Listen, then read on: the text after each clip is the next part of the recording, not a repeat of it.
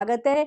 मैं doctor Surekha Bhargava, the richest lady networker of India, आपका इस यूट्यूब लाइव पर स्वागत करती हूँ। दोस्तों, हमारा एक ही मकसद है कि जो कुछ करके हमने सफलता पाई है, जैसा सोचकर हमने सफलता पाई है, वो ही सोच और वही एक्शन आपको सिखा दें और जितनी सफलता हमने पाई है उतनी ही सफलता आप भी पाएं। पर जैसा कि मैं अपने सेशंस की शुरुआत आपको बता दूं, आज फिर से हम एक पावर टॉक लेकर के एक लेजेंडरी लीडर के साथ हाजिर हो रहे हैं।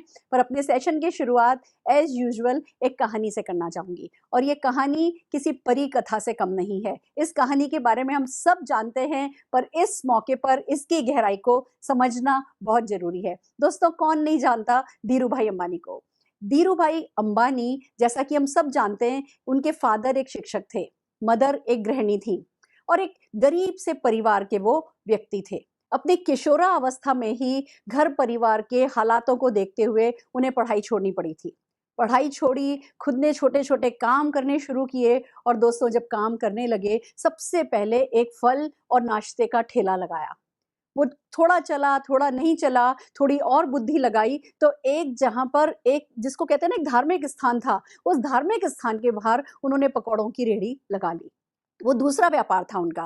वो व्यापार जब सीजन होता था, जब धार्मिक स्थान पर लोग आते थे तो चलता था और जब लोग नहीं आते थे नहीं चलता था। उन्होंने वो व्यापार बंद किया। जब वो दो व्यापार में असफल हो गए तो उनके पिताजी ने उन्हें एक जगह पेट्रोल पंप पर नौकरी करने के लिए प्रेरित किया और किसी तरीके से उनको उस शेल कंपनी के पेट्रोल पंप पर नौकरी मिल गई। दोस्तों, वो वहाँ दिल लगा करके काम करने लगे और वहाँ पे तरक्की करने लगे। छोटी छोटी पोस्ट उनकी जो पेट्रोल भरने के काम से शुरू हुए थे, तरक्की कर रहे थे। मैं तब का एक वाकया आपको बताना चाहती हूँ। उस वक्त उनके ऑफिस में चाय 25 पैसा कप मिलती थी और हर कोई व्यक्ति, जितने भी लोग वहाँ शेल पेट्रोल पंप पे काम करते थे, वो 25 पैसा प्रति कप वाली चाय पिया करते थे। पर धीरू भाई अंबानी पास के एक बड़े से होटल में रोज 1 रुपए में मिलने वाली चाय पीने जाते थे। और जब वो 1 रुपए की चाय पीने जाते थे, सब लोग उनका मजाक बनाते थे। सब लोग कहते थे, तेरे में बहुत अकड़ है, तू बहुत है ना, मतलब बिल्कुल बिगड़ेल है, तू बहुत फिजूल खर्च करता है। और 1 रुपए की चाय किसी को समझ में नहीं आती थी वो क्यों पीते हैं। जब बहुत उनके खास लोगों ने पूछा कि भैया, इतनी सी तो कमाई है, उस कमाई का तू मैक्सिमम पार्ट, मेजर हिस्सा जो है वो अपनी चाय पीने में लगा देता है, ऐसा क्यों करता है? तो धीरू भाई अंबानी ने कहा कि मैं जिंदगी भर पेट्रोल पंप पर काम नहीं करना चाहता, मैं तरक्की करना चाहता हूँ, मैं सफलता के लिए बनाऊं और जब सफलता मेरी जिम्मेवारी है तो मुझे कुछ नया सीखना होगा। और मैं इसलिए बड़ी होटल में जाकर के चाय पीता हूँ क्योंकि वहां पे व्यापारी लोग आते हैं चाय पीने के लिए। और जब वो व्यापारी लोग आपस में बात करते हैं तो जितनी देर मैं चाय पीता हूँ, कान खोल करके उनकी बातें, उनका व्यवहार सीखता और समझता हूँ। और वो ही जो पढ़े पढ़े लिखे नहीं थे धीरू भाई अंबानी, पर उन्होंने एक अलग तरीके से बिजनेस मैनेजमेंट की, वो चाय के बदले में ट्रेनिंग ली। आज रेस्ट इज हिस्ट्री। हम सब जानते हैं कि जिस समय धीरू भाई अंबानी जी की डेथ हुई तो वो कितने अमीर बन करके, कितना देश के लिए करके इस दुनिया से गए। दोस्तों, एक कहते हैं ना, संगत रंगत बदलता है, जैसी संगत वैसी रंगत। कहते हैं कि सफलता की जिम्मेवारी आपको लेनी होती है, कहते हैं कि बड़ी सोच आपको अपनानी होती है और सफलता की कीमत आपको चुकानी होती है। धीरू भाई अंबानी जब सीखना शुरू हुए, एक दिन ऐसा आया कि जब वो यमन में काम करते थे, चांदी के सिक्कों की जो कीमत थी, उससे ज्यादा उस सिक्के में जो चांदी थी उसकी कीमत थी। ये बात इनको पकड़ में आई और उन्होंने उस समझ का फायदा उठाया और लोगों को ऐसा लगा जैसे वो रातों रात बहुत अमीर बन गए। दोस्तों, वो रातों रात अमीर नहीं बने थे। कोई रातों रात अमीर नहीं बनता है। जो भी दिखता है कि वो रातों रात अमीर बन रहा है, उसके पीछे का जो संघर्ष होता है, उसके पीछे की जो कीमत होती है, उसके पीछे की जो समझ पाने के लिए जो वक्त किसी ने लगाया होता है, वो सबसे ज्यादा महत्वपूर्ण होता है। तो धीरू भाई अंबानी रातों रात रईस नहीं बने थे। और ऐसे ही एक लेजेंडरी लीडर से हम आज आपको मिलाने जा रहे हैं, जो दिखते हैं मोदी केयर में हमेशा से ग्रेटेस्ट स्टोरी इंडस्ट्री की मोदी केयर की थी, बट फास्टेस्ट सक्सेस स्टोरी जो बनी वो इन लेजेंडरी लीडर की दिखाई दी। पर आज के इस इंटरव्यू का, आज की इस टॉक का मकसद ये ही है कि आपको पता चले कि वो जो fastest growing success story Modi care की है, उसके पीछे का जो जड़ है, उसके पीछे की जो गहराई है, उसके पीछे की जो सच्चाई है, उसके पीछे की जो मेहनत है, वो मेहनत आप समझ सकें, वो सोच आप समझ सकें। तो मैं पेश करने जा रही हूं हम सबकी प्रेरणा स्रोत अल्पेश गज्जर जी को। अल्पेश जी, आपका स्वागत है। आप बहुत बड़ी प्रेरणा हैं मोदी कैरियंस के लिए, आप बहुत बड़ी प्रेरणा हैं इस इंडस्ट्री के लिए। जब आप जैसा बड़ा बिजनेसमैन इस बिजनेस में आया और आप जैसी व्यक्तित्व का मालिक जब इस बिजनेस में आया, उसने इस बिजनेस को यस कहा, उसने इस बिजनेस में समझदारी डाली। कहते हैं गुजराती बहुत समझदार होते हैं, और जब आप अपनी वो गुज्जू भाई वाली समझ लेकर के इस बिजनेस में एंटर हुए और कहानी बनते चले गए, तो पूरी इंडस्ट्री को आप पर नाज है, मोदी केयर को आप पर नाज है, मोदी केरियंस को आपसे प्यार है। और मैं एज एन अपलाइन अपनी गर्दन 2 इंच लंबी महसूस करती हूँ जब मैं देखती हूँ कि हाँ, आप हमारे साथ हैं और आप लगातार तरक्की करते चले जा रहे हैं। सेल्फलेस अप्रोच आपकी, हार्ड वर्किंग नेचर आपकी, हर चीज के लिए आपको नमन है। थैंक यू स्वागत है मैम, आपका। Thank you so very much ma'am. सबसे पहले मैं आपको थैंक कहना चाहूंगा मैम कि आपने इनिशिएटिव लिया। अभी कोरोना का पीरियड है, मैं सबको दुआएं देता हूं कि स्वस्थ रहे, घर में रहे, सेफ रहे। अब तो खैर घर के बाहर भी निकलना पड़ेगा, लेकिन सेफ्टी के साथ निकले, क्योंकि कब तक घर में बैठेंगे। लेकिन उस वक्त, उस दौर के अंदर जो आपने प्लेटफॉर्म क्रिएट किया है हम मोदी कैरियन के लिए, तो मैं तो हमेशा कहता हूं कि मेरी सक्सेस में अगर सबसे बड़ा किसी का हाथ है तो आपका है। मैं अगर इस बिजनेस में हूं तो आपकी वजह से हूं। जब मेरी एंट्री हुई थी तो आप ही ने मुझे कन्विंस किया था, अगर आप नहीं भूले हो। जबकि आपको पता था मैं कहीं और आपके नेटवर्क में लगने वाला हूं, उसके बावजूद भी आपने लगातार 2 या 3 दिन रुके थे और आपने कंटिन्यूस मेरी ऑफिस आके सिर्फ मुझे नहीं, मेरी पूरी टीम को कन्विंस किया था। तो वो चीज मैं कभी भूलूंगा नहीं। और शायद मुझे लगता है कि वो जड़ सही थी। दैट्स वाई आज मैं आपके साथ हूँ। नहीं तो शायद मेरा भी तबादला हो गया होता। तो thank you so very much मेरी लाइफ में रहने के लिए। और मैं हमेशा कहता हूँ कि अगर मुझे कोई सिखाता है तो वो सिर्फ आप हो। वैसे मुझे किसी की सुनने की भी आदत नहीं है, मैं अपने आप को इतना महान समझता हूँ कि किसी की सुनता नहीं हूँ, लेकिन आपकी बहुत सुनता हूँ। और हम जब मुझे याद है कि आपसे अगर मैं 10 सेंटेंस बात करता हूँ तो उसमें से आप 2 तो सेंटेंस ऐसे पकड़ लेते हो कि मैं गलत बोला, और मुझे वो एडमिट करना पड़ता है कि मैं गलत बोला। ये बड़ी बात है। अदरवाइज मैं इतना हर चीज सोची समझी करता हूँ, लेकिन फिर भी जो आपसे सीखा हूँ वो तो मुझे नहीं लगता मैं अपनी लाइफ में कहीं से भी सीखा हूँ। मेरे पेरेंट्स ने जरूर मुझे संस्कार दिए, लेकिन सिखाया आपने। तो थैंक यू सो मच मेरी सक्सेस में हाईएस्ट कंट्रीब्यूशन के लिए। आज भी मेरी टीम में महिलाएं बहुत ज्यादा है, लेकिन अगर वो इंस्पायर्ड है तो वो आपसे है। मैं मोटिवेट कर सकता हूँ, इंस्पायर्ड नहीं कर सकता, लेकिन उसमें आपका बड़ा हाथ है मैम। तो thank you so very much again. ना सिर्फ ये यूट्यूब में मुझे टाइम मुझे प्रेजेंट करने के लिए, लेकिन मेरी जिंदगी बनाने के लिए। Thank you so much. Alpesh ji, आपको सबसे ज्यादा पसंद मैं आपके सेल्फ लव के कारण करती हूँ। आप जो अपने आप से प्यार करते हैं, आपके साथ मैंने बहुत वक्त बिताया है, और मुझे जो सबसे अच्छी चीज आपकी लगी है वो ये सेल्फ लव ही है। एक वो ही व्यक्ति सफल होता है जो खुद को सबसे ज्यादा प्यार करता है, और आप खुद को इतना प्यार करते हैं, वो आपकी हर हरकत में, वो आपकी हर नजर में, वो आपकी हर फोटोग्राफ में, वो आपकी हर अदा में दिखता है। और इसके लिए मैं आपको बहुत पसंद करती हूँ, क्योंकि जो खुद को पसंद नहीं करते, लोग उन्हें पसंद नहीं करते। और आप जब खुद को इतना प्यार करते हैं और दूसरों को भी यही अपने आप से प्यार करना सिखाते हैं, मैंने देखा है न केवल आप खुद को प्यार करते हैं, आप दूसरों को भी बहुत रिस्पेक्ट देते हैं। आज मेरे से बात कर रहे हैं तो आपने मेरे बारे में इतने अच्छे अच्छे शब्द कहे, मैंने आपके मुंह से कभी किसी के लिए गलत सुना ही नहीं। आप व्यक्ति को कभी जज नहीं करते, आप हमेशा उसके कदमों में, उसके जूतों में पैर रख करके फिर उसके बारे में सोचते हैं, और इसलिए सबको प्यार और सबको रिस्पेक्ट देते हैं। ये आपका बहुत बड़ा वर्च्यू है, इसने आपके व्यक्तित्व में 4 चांद लगाए हैं। और आज जब मौका मिला है, कुछ आपके दिल की बातें करेंगे, कुछ परिवार की बातें करेंगे, कुछ आपके संघर्ष, कुछ आपकी सफलता। एक बड़ा प्यारा सा दिन आज का गुजरने वाला है मेरा, मुझे पता है। आइए शुरू करते हैं। सबसे पहले हम आपके फैमिली बैकग्राउंड के बारे में जानना चाहेंगे अल्पेश जी। हाँ मैम, मैं एक्चुअली जब पैदा हुआ काफी गरीब परिवार में पैदा हुआ था। और हमारा घर जो है उसकी चारों दीवार मिट्टी की थी। एक देहाती गांव का लड़का हूँ मैं। मेरी लोकल लैंग्वेज भी बड़ी, मेरी इवन हम लोग गुजराती है, लेकिन मेरी गुजराती भी साफ नहीं थी। आपको मैं बोल के बताऊंगा, आपको समझ नहीं आएगी, लेकिन हाँ, जो एक देहाती लैंग्वेज होती है वो मेरी लैंग्वेज थी। मतलब गुजराती भी ठीक नहीं था। अभी तो ठीक।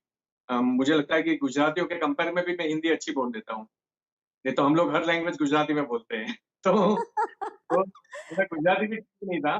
और पढ़ाई के लिए पैसे नहीं थे। कई बार ऐसा था कि खाने के लिए भी पैसे नहीं थे। और मेरी मम्मा ने बहुत स्ट्रगल किया है हम तीनों भाइयों के लिए। पापा ने भी बहुत स्ट्रगल किया। हाँ, हम भले ही झोपड़े में रहते थे, लेकिन पापा ने हमें नडियाद स्कूल में रखा था इंग्लिश मीडियम के अंदर। तो मेरी जो कहने का मतलब ये है कि जो मेरा बैकग्राउंड है, वो तो काफ़ी पुअर रहा। अप टू 20 इयर्स आप कंसीडर कीजिए, घर में कभी गेस्ट आते थे, तो मम्मा इशारा करती थी, मैं बाहर जाके 5-10 रुपए उधार लेता था, चाय-दूध खरीद के लाता था, तब गेस्ट के लिए चाय बनती थी। मतलब वो भी हमारे पास कभी रेडी नहीं होता था। तो रोटी के साथ हम लोग गाँव में छाछ, बटर मिल्क फ्री में मिलती है, आपको पता होगा, गाँव के अंदर।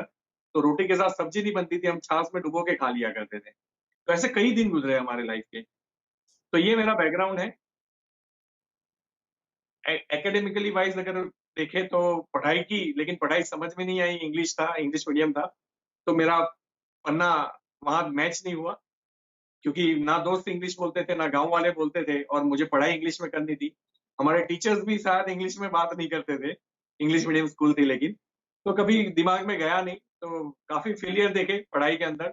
12th में इवन तो मेरे 4 ट्रायल हुए। फिर मैंने गुजराती मीडियम आईटीआई किया, तब मुझे पता चला कि मैं एक अच्छा स्टूडेंट हूँ। मेरा गुजरात में सेकंड आया था उसमें, एज़ अ टेक्नीशियन। और टेक्नीशियन होते-होते भी ये पता चल गया कि भैया एक टेक्नीशियन बनने के लिए भी 2 साल की पढ़ाई और 2 साल अप्रेंटिस होता है। तो ये मेरा फिलहाल बैकग्राउंड था। बाकी फिर मैंने 1 साल जॉब की, 1 साल जॉब करने के बाद कहीं से 75,000 रुपए उधार लिए। फिर मैंने टेलीकॉम बिज़नेस एस्टेब्लिश किया। कभी किसी ने मुझे लगता है कि लाइफ़ में बिज़नेस मुझे सिखाया नहीं था। लेकिन जहाँ मैंने 1 साल जॉब की, मैंने वहाँ काम 3 साल का कर लिया था। तो 3 साल का काम इसलिए किया था क्योंकि जब मेरे कलीग 6 घंटे काम करते थे, तो मैं 18 घंटे काम करता था। वो रिस्पॉन्सिबिलिटी से भागते थे, मैं रिस्पॉन्सिबिलिटी उठाता था। मैंने कभी ये नहीं बोला कि ये मेरा काम नहीं है, वो उसका काम नहीं है, मैं सारे काम कर लेता था। इससे मुझे ओनरशिप वाला जो एक्सपीरियंस है, वो बहुत जल्दी बिना पैसे, बिना लॉस किए मुझे मिल गया। और दैट्स व्हाई जब मैंने अपना खुद का बिज़नेस स्टार्ट किया, स्ट्रगल ज़रूर करना पड़ा, बहुत मेहनत की, लेकिन मैं सेट हो गया उसके अंदर। तो 14 साल मैं एक ही प्रोफ़ेशन में रहा बिज़नेस के अंदर। तो ये मेरी लाइफ़ की हिस्ट्री थी, और उस बिज़नेस के अंदर मैंने 7-8 करोड़ के टर्नओवर तक पहुँचा मैं अपनी लाइफ़ के अंदर। और मैंने घर, गाड़ी, ऑफ़िस उसी बिज़नेस से खरीद ली थी। मतलब ऐसा नहीं है कि नेटवर्किंग में आया तभी मैंने पैसे देखे लाइफ़ में। जब मैं 26, 27, 28 साल का था, तब मैं 2 लाख रुपए महीने कमा लेता था। तो ये था।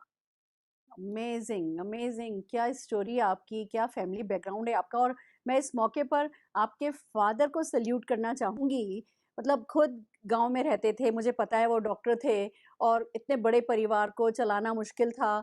उसके बावजूद आप सब बच्चों को उन्होंने शहर में पढ़ाया। और आप, मुझे याद है जब मैं आपसे फर्स्ट टाइम मिली थी, आपने मुझे बताया था कि आप लोग 3-4 किलोमीटर पैदल जाया करते थे, फिर ट्रेन से, है ना, आप लोग शहर जाया करते थे। और शहर में, क्योंकि आपके फादर का ये मानना था कि कॉन्वेंट स्कूल में वो बच्चों को पढ़ाना चाहते थे, तो आपको 3-4 किलोमीटर पैदल चलना पड़ता था।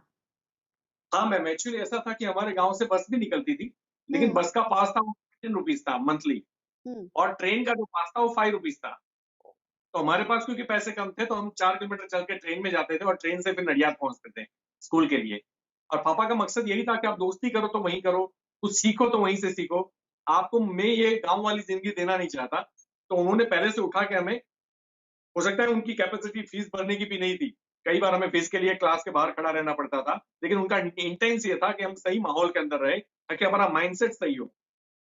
अमेजिंग अमेजिंग, मतलब देखिए, आप लोगों की सोच बदलने के लिए आपके फादर कोई भी कीमत चुकाने के लिए तैयार थे।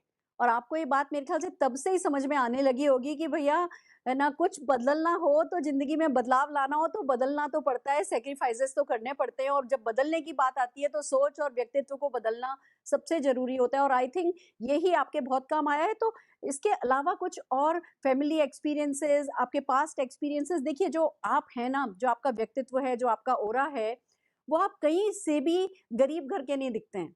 मतलब अरे गरीबी ना, मैं गरीबी ना लोगों के चेहरे पर, लोगों की त्वचा पर, लोगों के हाव भाव में, लोगों की सोच में, लोगों की बात करने में, कहीं ना कहीं तो ना वो खानदानी गरीबी भी झलक जाती है, वैसे ही जैसे खानदानी रईसी झलकती है। पर आप में कहीं से भी वो गरीबी, खानदानी गरीबी कहीं से भी झलकती नहीं है। तो डेफिनेटली आपके लाइफ के जो एक्सपीरियंसेस रहे होंगे, उन्होंने आपको ये रिचनेस दी है। तो कुछ एक्सपीरियंस हमारे साथ शेयर कीजिए। जैसे मेरे दादा बॉम्बे में थे, और बॉम्बे में वो कॉन्ट्रैक्टर थे और बड़े कॉन्ट्रैक्ट लेते थे। और उस वक़्त उनके घर में जो बर्तन थे, वो सारे चांदी के बर्तन थे, मतलब वो स्टील भी यूज़ नहीं करते थे। इतने अमीर भी थे। और कॉन्टेसा या बड़ी-बड़ी जो कार होती है, वो भी उनके घर में, मेरे दादा के घर में थी, पापा के पापा। उनको वो घोड़े की रेस खेलने का शौक था, तो उसमें थोड़े वो बर्बाद हुए, जो रेस कोर्स थे बॉम्बे के अंदर। तो वैसे मेरे पापा अमीरी खानदान से, मैं गरीब खानदान से रहता है। तो लेकिन पापा का क्या था कि क्योंकि उनकी मम्मा की टीबी की वजह से डेथ हो गई, जब वो 4-5 साल के थे। फिर सेकंड मैरिज की, तो फिर उन्होंने 8-9 साल की एज में पापा ने मेरा घर छोड़ा था और वो डॉक्टर बने अपनी खुद की मेहनत से। आप सोचिए 8-9 साल का बच्चा अगर घर से बाहर निकलता है, और मुझे पापा बताया करते थे कि बॉम्बे के अंदर आपको खाना मिल सकता है, लेकिन आपको रहना नहीं मिल सकता। तो फुटपाथ के ऊपर पुलिस भी सोने नहीं देती थी, तो मेरे पापा को पूरी रात चलना पड़ता था। सिर्फ इसीलिए कि वो आप फुटपाथ पे सो नहीं सकते या बैठ नहीं सकते, नहीं तो पुलिस डंडा मारेगी। तो ऐसे उन्होंने रातें गुजारी है, होटलों में काम किया, मतलब जो काम मिला, वो सब उन्होंने कर लिया अपने आप को आगे बढ़ाने के लिए। वो सफल बने, डॉक्टर भी बने, लेकिन उनकी एक और ख्वाहिश थी कि भी गाँव के लोगों की सेवा करें। तो उन्होंने अपना क्लिनिक हमेशा गाँव में रखा, और गाँव में आप जानते हो कि कई लोग ऐसे होते हैं जो पैसे नहीं दे पाते, और पापा का एक और अम, सिद्धांत था कि वो दवाई कभी हल्की क्वालिटी की यूज़ नहीं करते थे।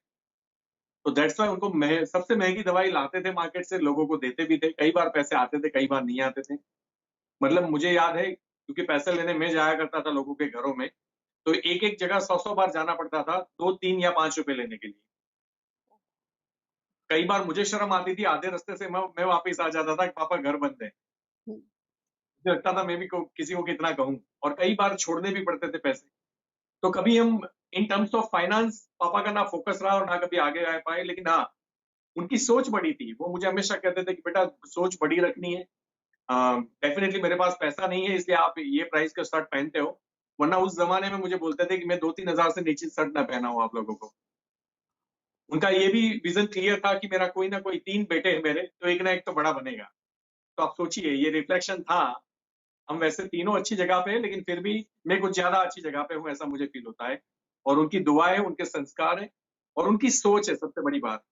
बड़ी सोच का बड़ा जादू जो बोलते हैं ना, वो पैदाइशी, मतलब क्योंकि मैं इंग्लिश मीडियम स्कूल में गया ना, तो मेरे साथ में पढ़ने वाले बच्चे की बैग लेदर की हुआ करती थी, शूज़ लेदर के हुआ करते थे। उनके घर कभी जाना हुआ, 2 साइड सीढ़ियाँ होती थी, उनके घर में कुत्ते होते थे। तो मुझे लगता था कि यार लाइफ़ हो तो ऐसी होनी चाहिए, अदरवाइज़ नहीं होनी चाहिए।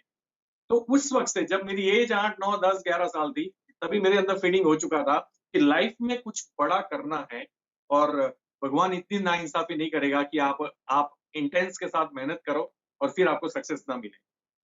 अमेज़िंग, अमेज़िंग यही देखिए यही झलकता है। इट्स सो अमेज़िंग अल्पेश जी कि उन्होंने एक तरफ सफल हुए, डॉक्टर बने, दूसरी तरफ लोगों के लिए कुछ किया, तीसरी तरफ बच्चों के लिए आउट ऑफ द वे जाकर के सारे एफर्ट्स करके बच्चों को तकलीफ देकर के भी उन्होंने बच्चों को बड़ी सोच दी। मैं सलाम करती हूँ उनको और मुझे ऐसा लगता है कि हिंदुस्तान में जो हमारी पीढ़ी है ना मतलब आप और हमें हमारे जो पेरेंट्स हैं वो पंचतंत्र की कहानियाँ पढ़ते-पढ़ते ही बड़े हुए थे। हम वो सही हुँ, गलत की जो हमारी परिभाषा थी, जो हमारी वैल्यूज़ थी, उन वैल्यूज़ में यही सब था जो आपके पिताजी, आपके फादर जिस चीज़ को रिप्रेज़ेंट कर रहे हैं। मेरे को लगता है आज की तारीख में हिंदुस्तान की मैक्सिमम लोग ऐसे हैं जिनके पेरेंट्स ने उन्हें सही और गलत सिखाया है। हम सब लकी हैं, आप बहुत लकी थे। अब मैं जानना चाहूँगी कि आपकी प्रोफ़ेशनल लाइफ़ में क्या अप्स एंड डाउन्स आए? देखिए, भगवान आपको मोदी केयर तक लेकर के आया, नेटवर्क मार्केटिंग तक लेकर के आया तो उसका प्लान पहले ही था। डेस्टिनी तो पहले ही लिखी गई थी, पर यहाँ तक आने से पहले वो कौन से उतार-चढ़ाव थे, वो कौन से प्लस और माइनस आपने देखे, जो आपको यहाँ तक लेकर के आए? प्लीज़ थोड़ा डिटेल में बताइए। अ, बिज़नेस तो मेरा अच्छा था मैडम। मेरा बिज़नेस जो था ना वो टेलीकॉम का था। हुँ, तो मशीन पे फ़ोन्स बेचना, जिसका एरा अभी खत्म हो चुका है। राइट। तो उस बिज़नेस के अंदर मैंने 14 साल राज किया। अभी आप कंसीडर कीजिए मैं नंबर 1 पे रहता था, टर्नओवर के मामले में, सेलिंग के मामले में, बड़ा स्टाफ था मेरे वहाँ। तो मुझे लग रहा था अब लाइफ़ में कुछ करने की ज़रूरत नहीं है। तो वहीं से मैंने लाइफ़ में एक सीखा, क्योंकि जब मोबाइल आ गए, ये टेक्नोलॉजी ने मुझे खत्म कर दिया। मोबाइल आना दुनिया के लिए अच्छी बात थी, लेकिन मेरे लिए बड़ी खतरनाक बात थी। क्योंकि जैसे ही मोबाइल आए और सस्ते हो गए, लोगों ने पीसीओ पे जाना बंद कर दिया, और दैट्स व्हाई फिर मेरा बिज़नेस कोलैप्स हो गया। जो 7-8 करोड़ था, वो 70 लाख पे आ गया, और फिर 40 लाख सिर्फ रिपेयरिंग का आ रहा था, और फिर तो वो भी बंद हो गया। मतलब मेरा बिज़नेस मुझे बंद करना नहीं पड़ा, बंद हो गया। तो ये मेरा भी मैसेज है लोगों से, अगर कोई ये समझ ले मेरी दादा की दुकान है, किराने की शॉप है, बेसिक नीड वाली शॉप है, ये कभी बंद नहीं होगी। भगवान ना करे आजू बाजू में कोई ग्रोसरी मॉल आ गया और उनके रेट्स आपको पता है कि वो कितने डिस्काउंटेड देते हैं, तो उनके दादा की नहीं, 7 किलोमीटर में जितने भी दादा हैं उन सबको शट करना पड़ेगा। ये आप भी जानते हो, मैं भी जानता हूँ। तो कहीं ना कहीं जो है आज की डेट में जो बिजनेस है और खास करके जो पैसे लगा के करते हैं वो बड़ी रिस्क वाली चीज है। या तो कंपटीशन, या तो गवर्नमेंट के नॉर्म्स, या तो टेक्नोलॉजी, या कुछ भी, या एक नया इजार आपको खत्म कर सकता है। तो मेरे पास कोई सेकंड सोर्स ऑफ इनकम नहीं था उस वक्त। सिर्फ मुझे लग रहा था कि मेरा धंधा चल रहा है, मुझे कोई टेंशन ही नहीं है, एक में ही चलने दो। प्रॉब्लम ये हुई कि सेकंड सोर्स नहीं था। साथ साथ में जब मैंने बिजनेस स्टार्ट किया था वो 75,000 उधार लेके, तो मैं 300 किलोमीटर बाइक एवरीडे चलाता था, बजाज सुपर स्कूटर चलाता था 300 किलोमीटर। ये चमड़ा जल जाता था और यहाँ से मतलब खोपड़ियां निकलती थी, इतना मतलब मेरी 44 डिग्री के अंदर मैंने ड्राइव किया है। लेकिन जब 3-4 साल के अंदर जब मैंने बिजनेस सेटअप कर लिया, आदमी पुराने हो गए, उनको भी सब मालूम था क्या करना है, तो मैं सिर्फ चेक के ऊपर साइन करता था। अब जैसे आप तो जानते हो, गुरु हो, तो इंसान को जैसे काम करने की आदत होती है वैसे काम नहीं करने की भी आदत हो जाती है। मेरी प्रॉब्लम ये हुई कि ये काम नहीं करने की आदत मुझे कब लग गई मुझे समझ में नहीं आया। और मैं सारे लोग जो व्यूअर्स हैं उनको रिक्वेस्ट भी करूंगा, जिंदगी में एक आदत कभी मत लगने देना, और वो है काम नहीं करने की आदत। अपने आप को झोंके रखना कहीं ना कहीं। मैंने नहीं रखा, दैट्स व्हाई मेरे मेरे से कोई अच्छी चीज सिलेक्ट नहीं की गई, क्योंकि आज भी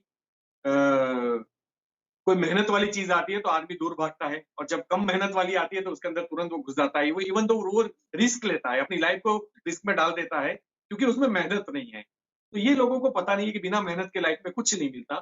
तो मैंने एक नो उस जमाने में फाइनेंशियली रेट 9 की बात है, मैंने ट्राई किया सिक्योरिटी कैमरा, क्योंकि मुझे पता था इसका जमाना आएगा सिक्योरिटी कैमरा, और साथ में वेइंग स्केल। लेकिन धंधा चलता नहीं है, धंधा चलाना पड़ता है, जो आप भी जानते हो और मैं भी जानता हूँ, दुनिया भी जानती है कि धंधा पैसे डाल दो, जगह ले लो, तो चलता नहीं है, उसको चलाना पड़ता है। दुनिया का कोई भी बिजनेस, तो चलाने के लिए जो धक्का लगाना था वो शायद मेरे बॉडी, मेरी आत्मा, मेरा शरीर सपोर्ट नहीं किया। तो मुझे तुरंत ही उसको शट करना पड़ा। और फिर मुझे किसी ने बताया कि स्टॉक मार्केट में बड़ा आसानी से पैसा आता है, शेयर मार्केट में। फिर वो आसानी वाले पैसे में लेने गया, और उसके बाद मुझे वो शिक्षा मिली लाइफ की कि अल्पेश, जिंदगी में भी कभी आसानी से पैसे आते नहीं। तो वो बड़ा मुझे बड़ी कीमत चुकानी पड़ी, और वो कीमत की जो साइज थी मैं आपको बताऊं, तो मेरे पास कुछ कैपिटल थी 25-30 लाख, तो वो तो चली गई। उसके बाद में बैंक की सीसी थी मेरे, कैश क्रेडिट आप समझते हो, जो लोन देती है टर्नओवर के हिसाब से, 44 लाख, वो भी बैंक वाले पैसे भी स्टॉक मार्केट में चले गए। फिर मेरी बैलेंस शीट तगड़ी थी, आईटी रिटर्न्स मजबूत थे, तो मुझे लोन मिलते रहे। जब तक मेरा चेक बाउंस होना स्टार्ट नहीं हुआ तब तक मुझे लोन मिले। तो मेरा लगभग 1.5 करोड़, राउंड फिगर बता रहा हूँ आपको, मेरा कर्जा हुआ, जिसमें 14 बैंकों ने मुझे नोटिस भेजे, समन्स भेजे, वारंट भेजे, नॉन अवेलेबल वारंट भेजे, पुलिस तक आती थी मेरे वहां। तो यहाँ तक का जो सफर है मेरा आने का, उसमें सबसे बड़ा हाथ मेरे कर्जे का है। क्योंकि तब तक तो मैं इस बिजनेस को बिजनेस ही नहीं समझता था। मुझे लगता था ये तो जो नेवरे लोग होते हैं, जिसके पास कोई काम धंधा नहीं होता, वो करते हैं, ये हमारे जैसे लोगों का काम नहीं है। तो मुझे एलर्जी भी थी, मुझे नफरत भी थी। अच्छा, मैं आपको बता दूं, कोई लॉजिक नहीं था मेरे पास नफरत करने का, ना ही मुझे कोई बैड एक्सपीरियंस था। आज हमारे देश में 90% लोग ऐसे ही नफरत कर रहे हैं, जिनके पास लॉजिक नहीं है। अगर आप पूछो क्यों नफरत करते हो, तो जवाब नहीं होगा, बस ऐसे ही।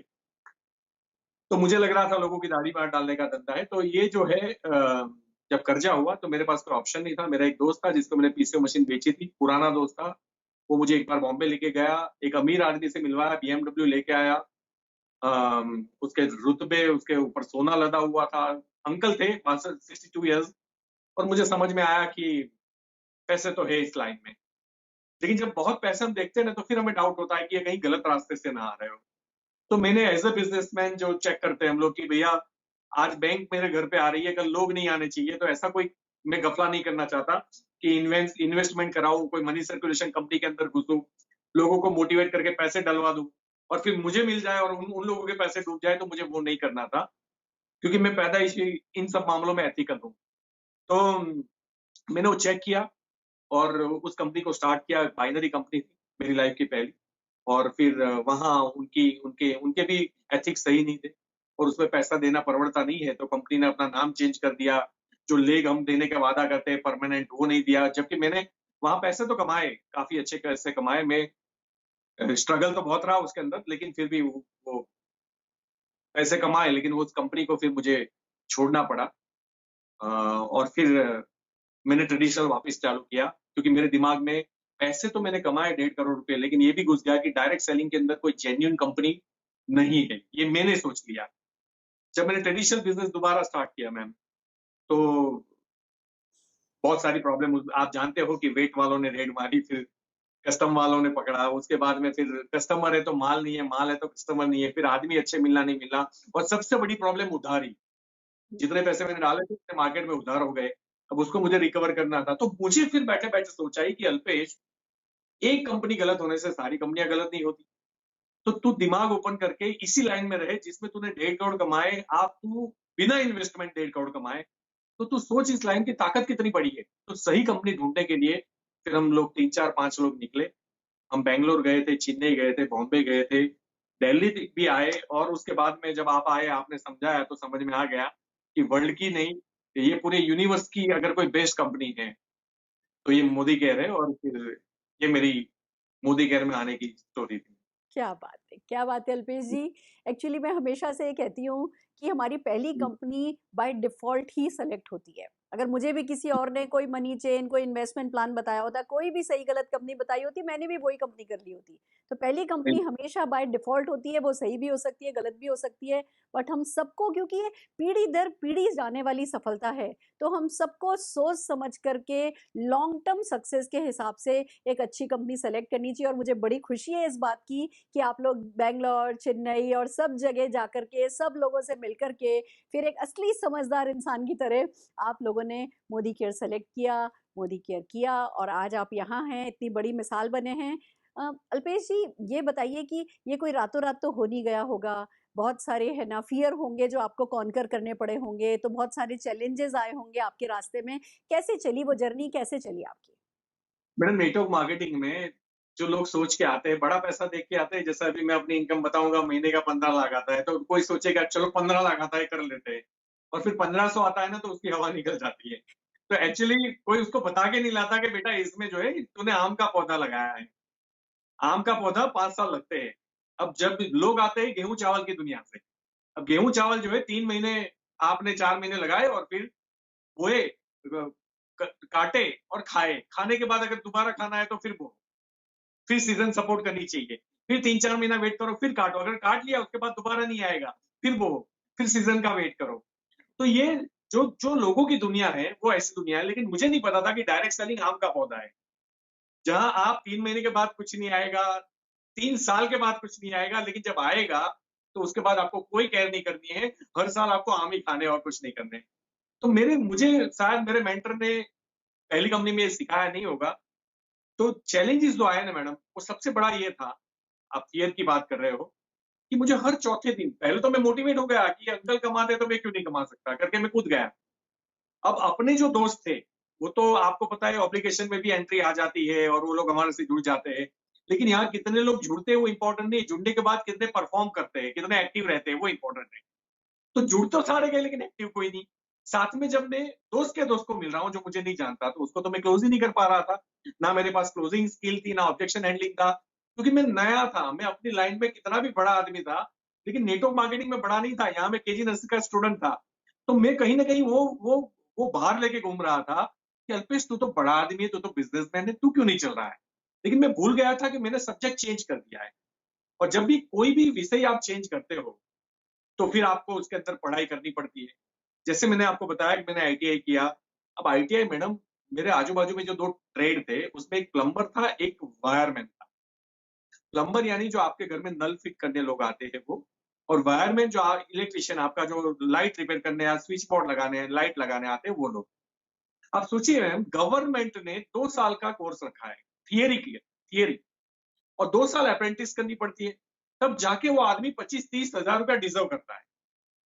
आप सोचिए, जब एक टेक्नीशियन बनने के लिए 2 साल थियरिकल पढ़ाई और 2 साल प्रैक्टिकल है, तो डायरेक्ट सेलिंग में सुरेखा मैम 75 लाख रुपए कमा रही है, या अल्पेश गजर लाख रुपए कमा रहे हैं, वो कोई 1 साल में कैसे डिमांड करता है। वो सीखने के लिए जब तक रेडी नहीं है, पॉसिबल नहीं है। तो मेरा वो रेडीनेस नहीं था। दैट्स व्हाई मुझे एवरीडे ये फीलिंग आती थी, अल्पेश होगा कि नहीं होगा, होगा कि नहीं होगा, होगा कि नहीं होगा।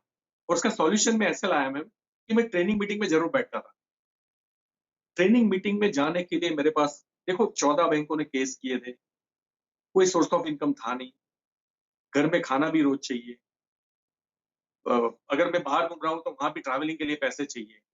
मेरे पास पेट्रोल के भी पैसे नहीं थे, तो मैंने कार साइड पे रख दी थी। कार थी मेरे पास, लेकिन मैं उसको लेके नहीं घूमता था हर जगह। मुझे याद है मैं स्टेट ट्रांसपोर्ट की बसों में जाता था, ट्रेन में जाता था।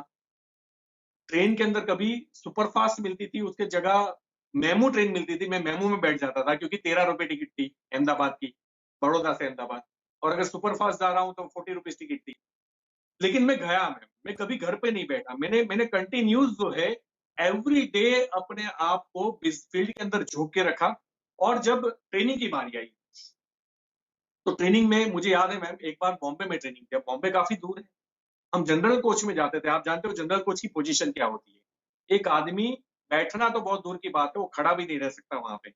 और जो पब्लिक होती है, जो जो कैटेगरी होती है, वो इतनी खतरनाक होती है कि उसके अंदर आपको वैसे भी अगर 10,000 रुपए देके भी खड़ा रखा जाए तो आप मना कर दोगे, मुझे 10,000 रुपए नहीं चाहिए। मैं उसमें ट्रैवल करता था, ट्रेनिंग लेने जाता था।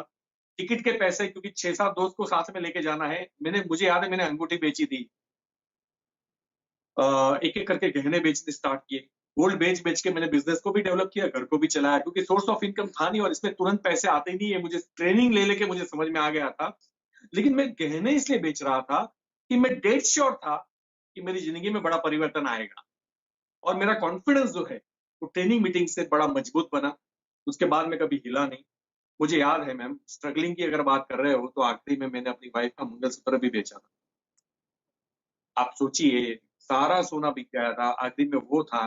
और तब मुझे एक डायलॉग भी याद है कि मैंने मेरी वाइफ को बोला था कि ये मैं जरूर बेच रहा हूँ, रेट भले ही 50,000 हो जाए, जो कि आज हो गया है, मैं तुझे 5 किलो सोना ला के दूंगा। ये बिजनेस में इतनी ताकत है। आप सोचिए, जब कोई आदमी मंगलसूत्र बेच रहा है तब उसके कॉन्फिडेंस, पता है लोग सक्सेस क्यों नहीं होते? क्योंकि उनको एंड पिक्चर नहीं दिखता। उनको वो नहीं दिखता जहां वो पहुंचने वाले हैं। उनको रास्ता दिख रहा है कि आप तकलीफ क्या है, अपलाइन क्या कर रही है, प्रोडक्ट क्या कर रही है, कंपनी क्या कर रही है। तो वो कहीं ना कहीं से, तो कहीं ना कहीं मेरी ये स्ट्रगल, मेरे फियर से मुझे ये जानने को मिला कि मैं सफल इसलिए हुआ क्योंकि इंसान की एक फितरत होती है। जो करना चाहता है मैम, वो किसी भी हाल में करके चला जाता है। और जिसको नहीं करना होता, आप उसको कंधे पे बिठा दीजिए, वो 4 घंटे के बाद बोलेगा मुझे पैर दुखते हैं, जरा उतार दो ना। वो तब भी काम नहीं करेगा। तो ये मेरी जर्नी थी। और मुझे याद है, मुझे भूख लगती थी, 80 रुपए थाली का अहमदाबाद गीता मंदिर स्टॉप पे, बस स्टॉप पे बोर्ड लगे हुए होते थे। जेब में मेरे पास है एक्स्ट्रा 100 रुपए, लेकिन कल फिर फील्ड में जाना है, तो उसके लिए भी टिकट के लिए पैसे रखने हैं। तो 10 रुपए के चने खा के मैं वो जो नल में पानी आता है बस स्टैंड पे, वो मैं पी लेता था। तो आप सोचो, पहले गरीबी देखी, फिर अच्छा लाइफ आया, फिर वापस नीचे गया, फिर मैं ऊपर आया। और मैंने कहीं सुना था कि जो गुण आपके अमीरी में डेवलप होते हैं वो गरीबी में कभी नहीं होते, और जो गरीबी में डेवलप होते हैं वो अमीरी में कभी नहीं होते। तो मैंने 2 बार लेटेस्ट किया हुआ है, दोनों ग्रेजुएशन, गरीबी और अमीरी दोनों का। तो दैट्स व्हाई टफ। अब काफी टफ। अमेजिंग। अमेजिंग अल्पेश जी, आपने कितना सच कहा कि जो गरीबी सिखाती है, मुझे मतलब कहना नहीं चाहिए पर ये बात सच है कि जिंदगी में एक बार गरीबी या एडवर्सिटी, गरीबी तो चलो अब जो अमीर पैदा हुए हैं शायद गरीबी उनको नहीं आए, एडवर्सिटी एक बार जिंदगी में सबको फेस करनी चाहिए। क्योंकि जो एडवर्सिटी, जो बुरा वक्त आपको बनाता है ना, उतना आपको अच्छा वक्त बना नहीं सकता। और आपकी हर एक बात आपके व्यक्तित्व में निखर करके आ रही है, मुखर होके प्रखर होकर के आ रही है। एक तरफ आपकी स्टोरी बहुत चैलेंजिंग है, तो दूसरी तरफ कहानी अपने आप कहती है कि भैया सफलता भी उन्हीं लोगों को मिलती है जो आग में तपके कुंदन होते हैं। ये बात अलग है जब आपने शुरू किया, जब हम लोगों ने शुरू किया। मुझे याद है मैं अपनी पहली स्टेडियम मीटिंग अटेंड करने के लिए दिल्ली से कोचीन गई थी।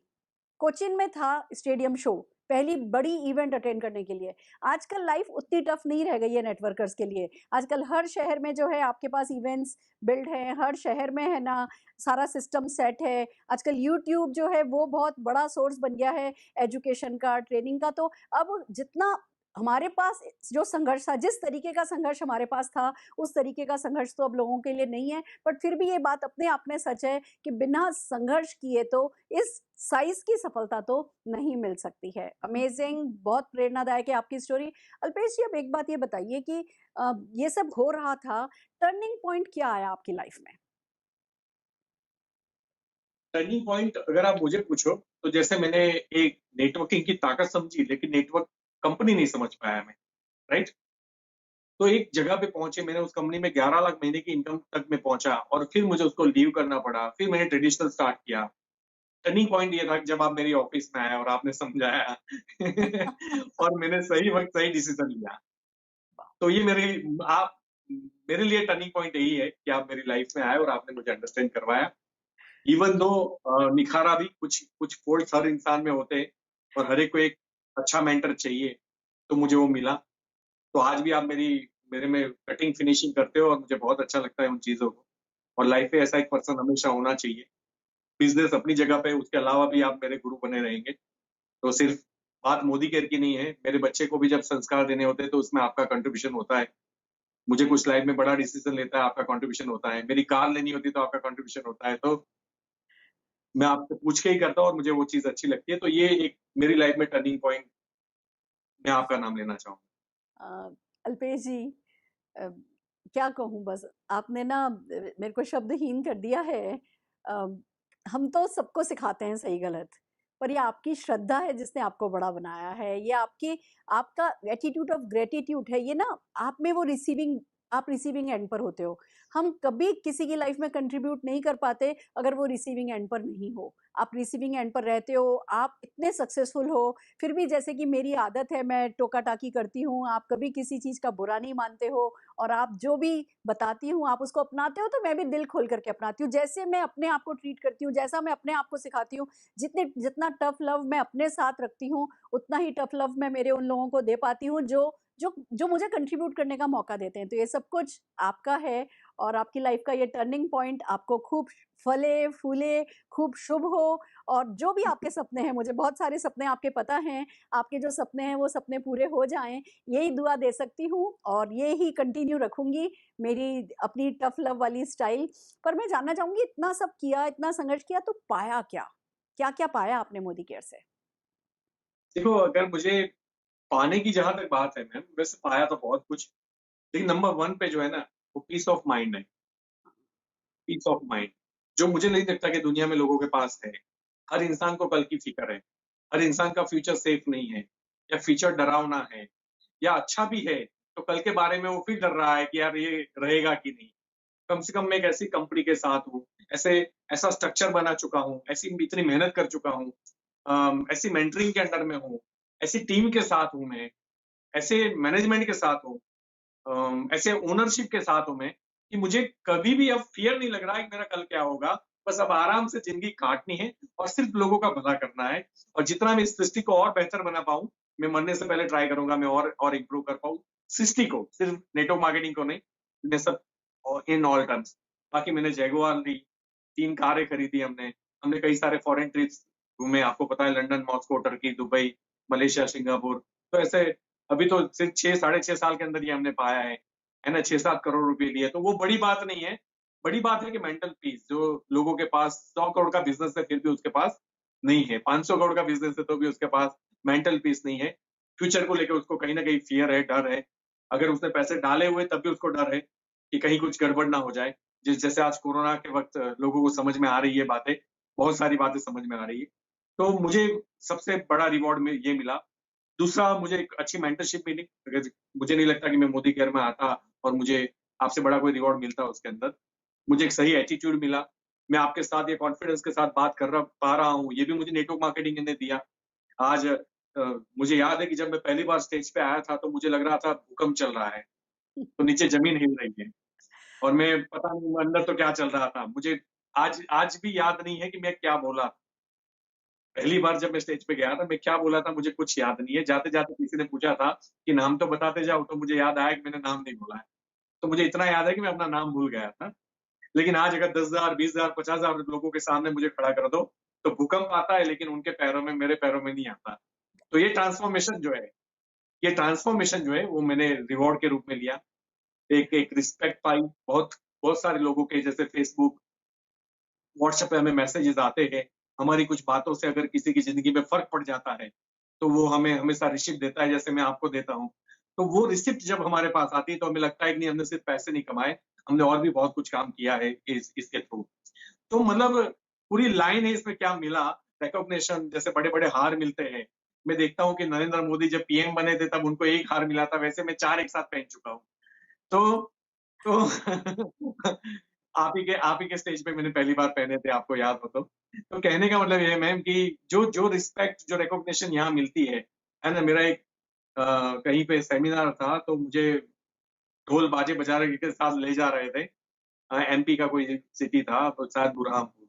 तो वहाँ एक मंत्री का पीए आके बोल रहा है कि ऐसा तो हमारे मिनिस्टर 20 साल से इलेक्शन में जीत के आ रहे हैं, इनका भी कभी ऐसा सम्मान नहीं हुआ जो आप लोगों का होता है। तो वो आदमी जिसको किसी ने इनवाइट नहीं किया था, वो हॉल में आके बैठ गया कि ये है क्या एक्चुअली, जहाँ इतना रिस्पेक्ट किसी को दिया जाता है। तो यहाँ रिस्पेक्ट मिलता है, रिकॉग्निशन, पर्सनालिटी डेवलपमेंट, आपकी सबसे बड़ी चीज, जैसे मेंटल पीस मैंने एक सबसे बड़ा बोला। अगर नेटवर्क मार्केटिंग में कोई भी करेगा, जो ये सुन रहे हैं, आपको जो सुना रहा है, आप उनके साथ एसोसिएट भी हो जाओगे, तो मेरा ये मैसेज है, सबसे बड़ी चीज जो आपको मिलेगी, आप फाइटर बनोगे, फाइटर। यस। और फाइटर बनने की जो क्षमता है ना, वो किसी एमबीए क्लासेस के अंदर नहीं है, वो हार्वर्ड और ऑक्सफोर्ड में नहीं है। वो सिर्फ नेटवर्क मार्केटिंग देती है कि जिंदगी जो है फुल फुल ऑफ चैलेंजेस है, और आपको जंग लड़नी पड़ेगी। और जब अगर आप जंग लड़ने के लिए तैयार हो, कहते हैं ना कि एक पत्थर तब तक पत्थर रहता है जब तक उसके ऊपर छीनी हथौड़े नहीं पड़ते। जैसे ही छीनी हथौड़े वो खाने के लिए रेडी हो जाता है, वो भगवान की मूर्त बन जाता है। एक सोना जब तक तपता नहीं है, पिघलता नहीं है, और सुनार उसको मारता नहीं है, तब तक वो महंगा गहना कभी नहीं बन सकता। इवन एक आम जब तक धूप में नहीं तपता, तब तक कहते हैं कि वो कभी मीठा नहीं होता। तो सेम हमारी लाइफ के अंदर भी जो लोग चाहते हैं कि हमारी इनर कैपेबिलिटीज, क्योंकि किसी इंसान को पता नहीं है कि उसकी इनर कैपेबिलिटीज है क्या और कितनी। लेकिन दुख की बात यह है कि 95% लोग इस सृष्टि के अंदर जब स्मशान में जाते हैं तो अपनी इनर कैपेबिलिटीज को इंटैक्ट रखते हुए वो वापस चले जाते हैं।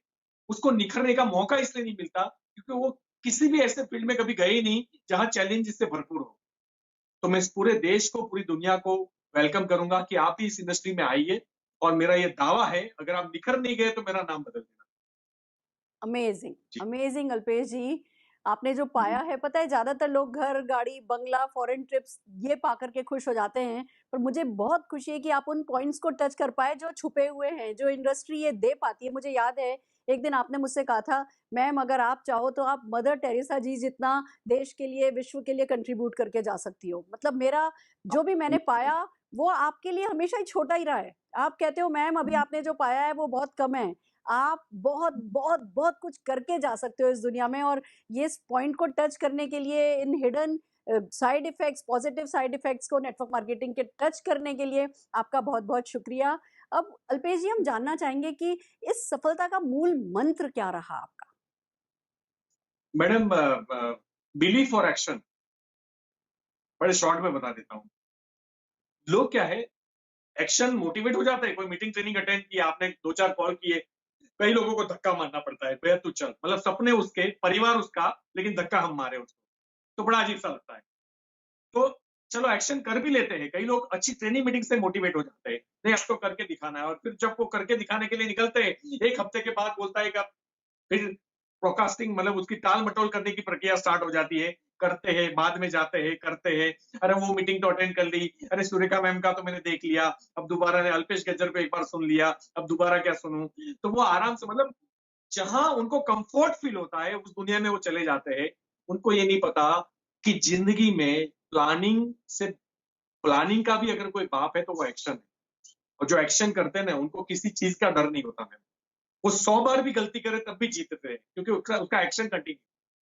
तो मैं ये मानता हूं, दूसरा एक्शन के अंदर आपका कॉन्फिडेंस, जैसे मुझे जब मंगलसूत्र बिक रहा था तो मुझे एंड पिक्चर क्लियर था कि 5 किलो गोल्ड में खरीदने वाला हूं। लोगों का हिल जाता है मैम कॉन्फिडेंस, मतलब बिलीफ, खास खास करके कभी कंपनी के प्रति बिलीफ नहीं होता, कभी प्रोडक्ट के प्रति, कभी अपलाइन के प्रति, कभी डाउनलाइन। मैं बोलता हूं सिर्फ तो अपने में बिलीव कर ले, अपने में बिलीव कर ले, बाकी की सारी चीजें वीक होगी ना, तभी तो जीत जाएगा। तो कहने का मतलब ये है कि एक्शन और बिलीफ, कंसिस्टेंसी का मतलब ये है कि ऐसा नहीं कि आज आपने कुछ सुन लिया और आपने स्टार्ट कर दिया। आपको एक्शन को आदत में लाना पड़ेगा। जब तक एक्शन आपकी हैबिट नहीं बन जाती, आप फास्टेस्ट सक्सेस कभी अचीव नहीं कर सकते। जब लोग मैडम एक डेमोस्ट्रेशन रोज करते थे, मैं 8-10 डेमोस्ट्रेशन करता था, वाओ! 8-10 प्रेजेंटेशन करता था। मेरा गला बैठ जाता था, आप सोचिए। मैं बोल नहीं पाता था। घर आके मैं अपनी आवाज बचा के रखता था कि कल फिर बोलना है मुझे। तो मतलब ये समझो कि मुझे कुछ चाहिए तो मैं पेन से लिख के बता दूं। तो कहने का मतलब ये है कि मैंने अपने समय को वही इन्वेस्ट किया जो रेवेन्यू जनरेटिंग था, जो टीम बिल्डिंग था, जो बीवी जनरेटिंग था। तो कहने का मतलब नेटवर्क जनरेटिंग था। मैंने अपने टाइम को हमेशा वही डाला। या तो मैं नॉलेज ले रहा था या तो मैं नॉलेज दे रहा था। मेरे पास दो ही काम था, तीसरा कोई काम नहीं था। सिंपल सी बात। अमेजिंग, अमेजिंग अल्पेश जी। मैं आपको एक ऐसे लीडर के रूप में जानती हूँ, जिसने सचमुच नॉलेज लेने पे भी कभी कोई कमी नहीं रखी। मुझे याद है जब मैं आज़ादी मार्च करती हूँ, मैं जो मंथली मेरी दिल्ली में इवेंट करती हूँ रेज़िडेंशियल 1 रात 2 दिन की, आप कहते हो मैम आप मुझे 2 दिन के नोटिस पे बता देना, जितनी भी सीटों में 100 लोग 100 सीटें अगर बच रही हैं, मैं 100 लोग ले आऊँगा। अगर कहीं से आप 100 सीट और अरेंज कर सकते हो, मैं 100 सीट ले आऊँगा।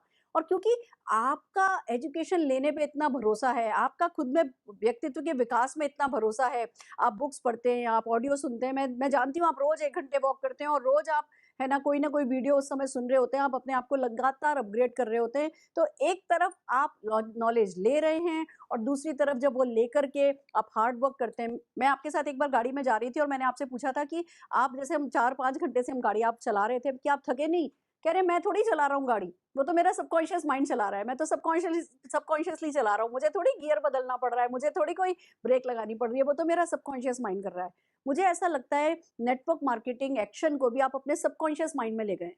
जब आप ये जी। एक्शन करते हैं तो शायद कोई थकान होती नहीं है, मेडिटेशन जैसा आपके लिए होता है और आप वो जो एक्शन पे जो व्यक्ति उतर आए, उस व्यक्ति को कोई वैसे भी हरा नहीं सकता। पर फिर भी एक बात और जानना चाहूँगी, मैंने आपका ये सीक्रेट देखा है कि आप बहुत पैसे वाले लोगों की भी जॉइनिंग करा पाते हैं। आप अच्छे-अच्छे इंडस्ट्रियलिस्ट को 100-100 करोड़ का टर्नओवर करने वाले लोगों को भी इस बिज़नेस में ला पाते हैं, तो उन्हें क्या बताते हैं आप कि वो आपके साथ जॉइन होते हैं?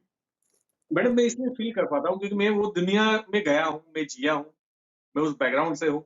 मेरा भी बिज़नेस था, मेरे वहाँ भी 25 आदमी तो काम करते ही थे, मेरा भी टर्नओवर था, मैंने भी ऑर्डर्स मारे हैं, मैं भी बॉस था। मैं भले ही आईटीआई किया है लेकिन मेरे वहाँ बीई इलेक्ट्रॉनिक्स और बीई इलेक्ट्रिकल जॉब करते थे, तो क एमबीए वाले जॉब करते थे। तो कहने का मतलब ये है कि मैं उनकी परिस्थिति को अच्छे से अंडरस्टैंड करता हूँ। मुझे पता है कि जितना उनका बाह्य दिखाव है, वो जितने खुश दिखते हैं कि भैया मेरी फैक्ट्री है, तो उसके पीछे का जो बैक साइड है, ब्लैक वाली साइड, ये मैं जानता हूँ। तो मैं उसको टच कर पाता हूँ और ना ही मैं उनका इंसल्ट नहीं करता। मैं सिर्फ अंडरस्टैंड कराता हूँ, भैया ये आफ्टर ऑल तो ये करने के बाद भी तू 5-10 लाख ही कमाएगा ना। तो अगर ये कुछ भी पैसे डाले बिना अगर ये पैसे आ रहे हैं, तो फिर तू क्यों इसको। दूसरा, कई लोगों को शर्म आती है, छोटा बिज़नेस लगता है, तो मैं जैसे आप जानते हो मैं हमेशा कहता हूँ कि दुनिया का कोई धंधा छोटा या बड़ा नहीं होता। अगर छोटा होता तो जूते का बिज़नेस बाटा नहीं बनता और लोहे का बिज़नेस कभी टाटा नहीं बनता। बड़ी सिंपल सी बात है। धंधा सही और गलत होता है। अगर मैं मिलावटी माल बेच रहा हूँ, टैक्स चोरी कर रहा हूँ, तो दैट्स रॉन्ग। वो मुझे नहीं करना चाहिए। तो सही और गलत आप समझो दुनिया के अंदर, छोटा-बड़ा कुछ नहीं होता। तो मैं उन लोगों को ये समझाने में सफल रहता हूँ कि इससे ये बड़ा धंधा है और बड़े माइंडसेट के साथ में लोगों को लाता हूँ मैं। मेरा प्रेज़ेंटेशन में कभी साइड पे तू 10,000 15,000 कमा लेगा, ये मेरे प्रेज़ेंटेशन में कभी नहीं आता और मुझे वो 10-15 हज़ार सोच वाले लोग चाहिए भी नहीं। कोई बात नहीं, माफ़ करे वो मुझे।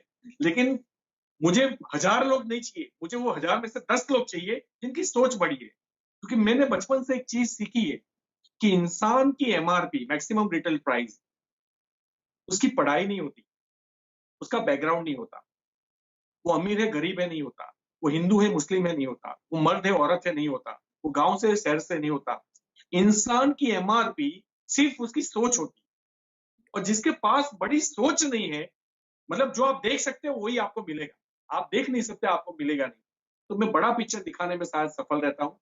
उनको एक और एहसास दिलाने में सफल रहता हूँ कि यू कैन डू इट, आप कर सकते हो और इसमें कोई बड़ी बात नहीं है। ये छोटा धंधा नहीं है, इट्स अ बिग। और लोगों को पता नहीं है, लोग इसको छोटा समझते हैं और मैडम लोग छोटा समझते हैं ना, तो हम जब तक 500 हज़ार करोड़ इकट्ठे कर लेंगे ना, तब पूरा देश बोलेगा कि ये बड़ा धंधा है। हम बोलेंगे अब करो, हम लोग आइलैंड पे बैठे होंगे अपना खुद का हवाई जहाज लेके। है ना? फिर बोलेंगे करो। ट्रू, तो ट्रू। लोग अभी छोटा समझ रहे हैं, ये हमारे लिए अच्छी बात है। अगर लोगों को ये पता चल गया है कि बड़ा धंधा है, तो पूरी दुनिया टूट पड़ेगी इसके अंदर। फिर आपके लिए जगह नहीं बचेगी, हर घर के अंदर लोग नेटवर्क करते हैं। तो दिस इज द बिल्कुल राइट ठीक। टाइम। अब धीरे धीरे धीरे छुपे छुपे छुपे पूरे देश को खा जाओ। वो जो गेम आती थी ना वाली, तो वैसे करके खत्म कर दो। मतलब नेटवर्क होना चाहिए, लेकिन नेटवर्क हमारी डाउनलाइन में होना चाहिए, दुनिया में नहीं। बिल्कुल, बिल्कुल ठीक है अल्पेश जी, क्योंकि आप बड़ा सोच पाते हैं, इसलिए आप बड़े लोगों को ला पाते हैं। यही बात समझ में आई है और जब बड़ा जो भी बड़ा सोचने लगेगा, वो बड़े लोगों को भी ला सकेगा और ये सच है कि हर छोटे, हर बड़े व्यक्ति को मोदी केयर की, नेटवर्क मार्केटिंग की ज़रूरत है और ये खुशी की बात है कि दुनिया अब ये समझने लगी है। अब जानना चाहेंगे आपके सपने क्या हैं और क्या विज़न है? आगे क्या करना चाहते हैं? फ्यूचर में क्या दिख रहा है आपको? देखिए, शॉर्ट टर्म की अगर बात करें, इन टर्म्स ऑफ फाइनेंस पहले बात कर लूं, तो शॉर्ट टर्म में मुझे एक फार्म हाउस अच्छा बनाना है, बड़ा। आप सबको बुलाएंगे, आपकी ट्रेनिंग भी वहीं रखेंगे मेरे फार्म हाउस में, और स्विमिंग पूल सब कुछ लगाएंगे उसके अंदर। सेम मुझे एक घर बनाना है यहीं बड़ौदा सिटी के अंदर, जिसके अंदर भी, क्योंकि मेरे बेटे को स्विमिंग पूल बहुत पसंद है और मुझे अच्छा लगता है मेरे बेटे की हर खुशी पूरी करते हुए। इट्स मतलब मुझे माय प्लेजर कि मैं अपने बच्चे की हर ख्वाहिश पूरी कर पाऊँ। तो ये 2 मेरे बेसिक सपने हैं। अभी मैं कुछ टाइम पहले देख रहा था, तो करीना कपूर, अजय देवगन, सैफ अली खान, अमिताभ बच्चन, इन सबके पास खुद-खुद के हवाई जहाज है, खुद के प्लेन है। तो मैंने सोचा अगर ये सब घुमाते हैं तो मैं क्यों ना घुमाऊँ? तो अब ये भी एक ड्रीम है मेरा कि मैं लेके आऊँ, और टीम के लिए मेरा ये लक्ष्य है मैम, आने वाले 3 साल के अंदर कम से कम 1000 लोग हो मेरी टीम के अंदर, जो 1 लाख से 10 लाख रुपया महीना कमाते हो। उससे ज़्यादा कमा लेंगे, मुझे कोई प्रॉब्लम नहीं है। लेकिन कम से कम मेरा ये टारगेट है, ये 3 साल के अंदर, कि मेरी टीम के लोग जो है, उसमें 1000 लोगों की मेरी फैक्ट्री हो, जिसके सारे ओनर्स लाख से 10 लाख रुपए महीना ले रहे हो। तो मुझे अच्छी फीलिंग आएगी।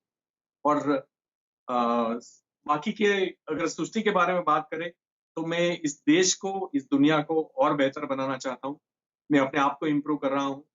मैं कभी ये नहीं बोलूँगा कि मेरे से लाइफ में गलतियाँ नहीं होती। लेकिन हाँ, मुझे जब गलती होती है तो मुझे उसका एहसास होता है। मुझे पता है कि मैंने गलती की, और मैं हमेशा ये ध्यान रखता हूँ कि वो गलती मेरे से दोबारा ना हो। और मैं किसी को लाइफ में, मेरा कभी इंटेंस नहीं होता किसी को दुःख पहुँचाऊँ। लेकिन हाँ, पूरी सृष्टि को सुख पहुँचाने के बारे में मैं ज़रूर सोचता हूँ।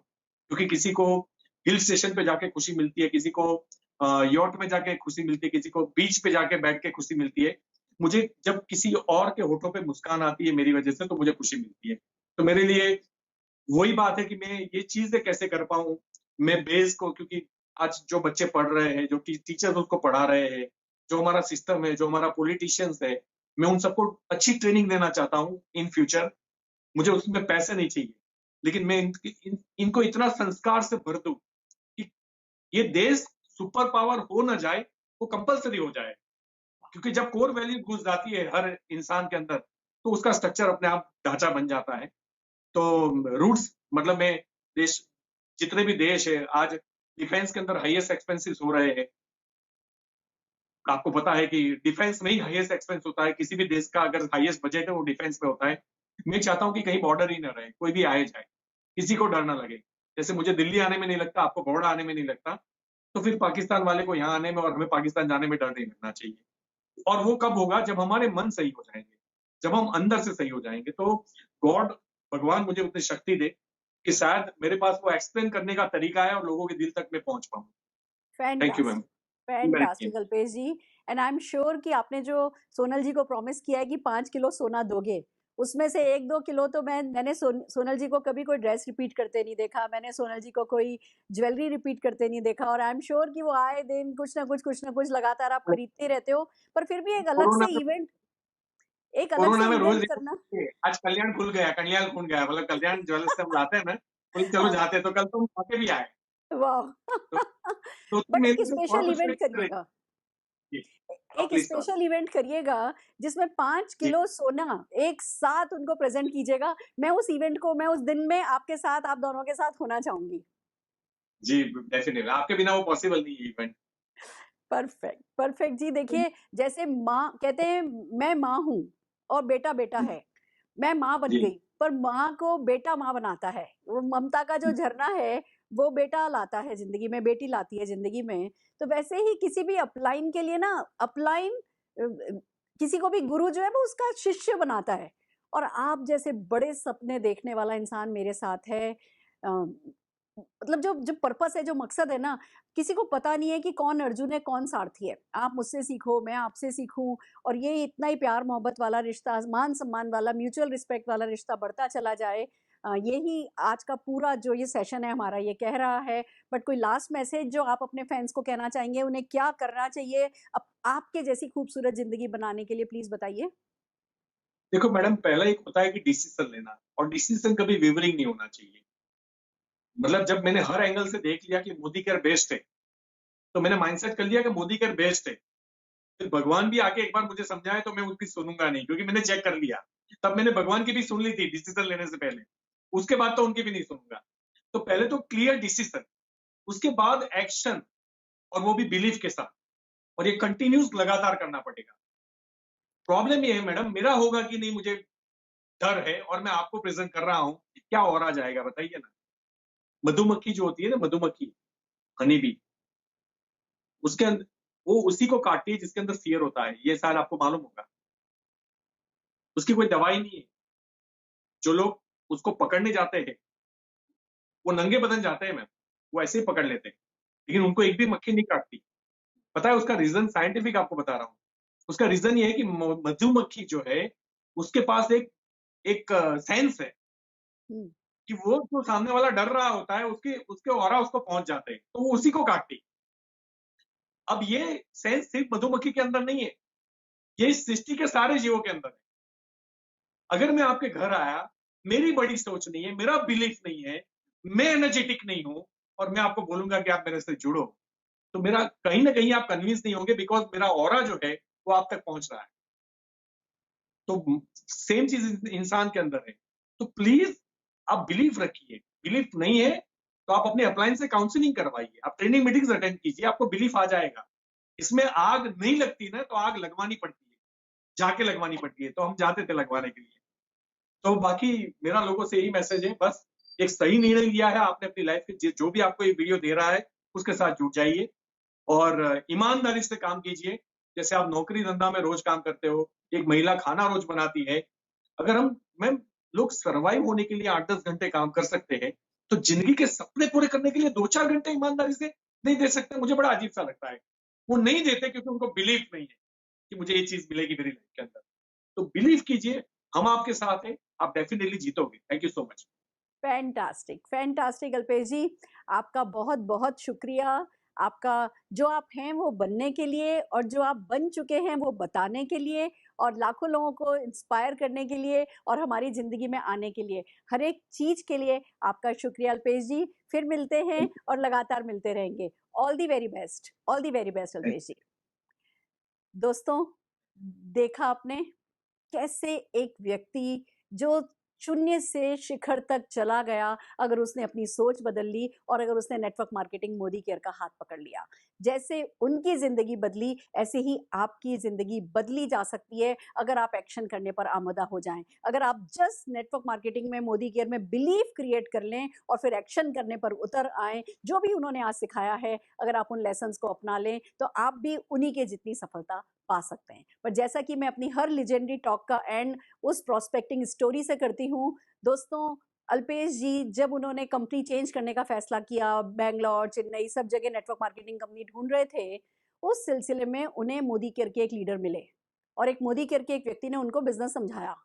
बट मेरे साथ ये हुआ कि मेरे पास बड़ौदा से एक परमार जी का कॉल आया कि मैम, कुछ लोग हैं, हम लोग जो मोदी केयर करना चाहते हैं, अगर आप हमें आकर के समझा सकती हैं। मैंने सवेरे 5 बजे की फ्लाइट ली, 3 बजे उठी, 4 बजे घर से, मतलब 3 साढ़े 3 बजे निकली, 4 बजे एयरपोर्ट पहुंची, फ्लाइट ली। मैं जब 7:30 बजे बड़ौदा पहुंची तो परमार जी कार लेकर के मुझे लेने के लिए खड़े थे। उन्होंने मुझे वहां से रिसीव किया, रास्ते में एक जगह ब्रेकफास्ट कराया, और फिर एक ऑफिस में ले गए। उस ऑफिस में जब मैं गई तो एक टेबल थी, टेबल के उस तरफ अल्पेश गज्जर जी बैठे थे, टेबल के इस तरफ उन्होंने मुझे बैठाया और कहने लगे, मैम मैं है ना कंपनी ढूंढ रहा हूँ, अपलाइन ढूंढ रहा हूँ, और ऐसे ऐसे मैं इस व्यक्ति से मिला हूँ, और अब मैं मोदी केयर करना चाहता हूँ, पर जब मैंने सोचा मोदी केयर करना है तो मुझे एक आपसे मिलना जरूरी है, इसलिए हमने आपको यहाँ पे बुलाया है।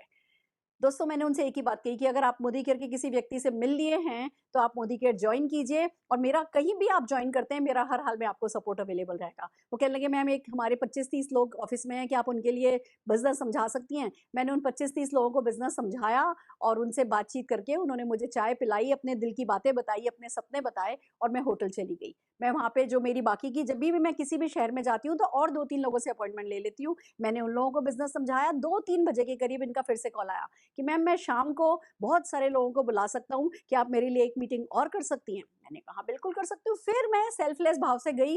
तब मैंने ये नहीं सोचा कि मुझे बड़ौदा बुलाया गया, मुझे जिनके लिए बुलाया गया वो तो ऑलरेडी पहले ही किसी और से मिल चुके हैं, कुछ भी नहीं। मुझे सिर्फ इतना समझ में आया कि एक व्यक्ति है, एक अच्छा व्यक्ति है, नेटवर्क मार्केटिंग की ताकत को समझ गया है, मोदी केयर की ताकत को समझ गया है, और मोदी केयर परिवार हमारा परिवार है। मैं फिर से गई, उन्होंने कुछ एक मीटिंग्स कराई, कराते गए, और मैंने निश्चल भाव से जैसे 10,000 लोगों के सामने खड़े होकर के प्रेजेंटेशन कर रही हूँ, मैं प्रेजेंटेशन करती रही। जब अगले दिन मुझे उन्होंने अपने ऑफिस में बुलाया तो अपनी कुर्सी से उठ करके खड़े हुए जब मैं एंटर हुई और कहने लगे मेरी कुर्सी पर आप बैठिए। बस एक दिन में ये इतना ही अंतर आया था कि पहले दिन मैं उनके सामने वाली कुर्सी पर बैठी थी, अगले दिन उन्होंने मुझे अपनी कुर्सी ऑफर करी, और उन चंद घंटों में जो हुआ वो आपके सामने है। Rest is history. जब हम कोई शॉर्टकट नहीं लेते, जब हम एथिकल रहते हैं, तब ही हमें अल्पेश गज्जर जी जैसे अच्छे लोग मिलते हैं, और ऐसे अच्छे लोग हमेशा हमारे साथ बने रहते हैं। अगर आप भी ऐसी ही सक्सेस स्टोरीज जानना चाहते हैं, बिजनेस की ऐसी बारीकियों को समझना चाहते हैं, तो हमारे यूट्यूब चैनल पर बने रहिए, हमें लाइक कीजिए, शेयर कीजिए, सब्सक्राइब कीजिए, और जो भी हम सिखा रहे हैं फॉलो करते रहिए। All the very best.